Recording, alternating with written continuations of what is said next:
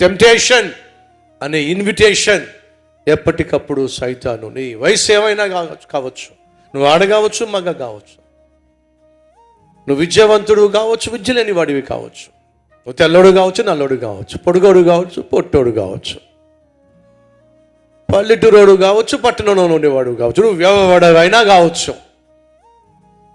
సైతాను గారికి కావలసిందల్లా ఒకటే, నిన్ను పడేయటం, నిన్ను పనికి రాకుండా చేయటం, నిన్ను పాడు చేయటం, నిన్ను పాతాళానికి తీసుకెళ్ళడం.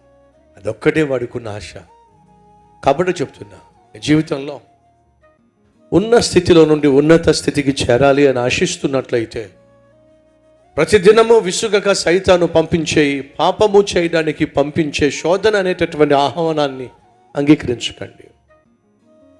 ఆ ఇన్విటేషన్ని, టెంప్టేషన్ అనే ఇన్విటేషన్ని యాక్సెప్ట్ చేయకండి.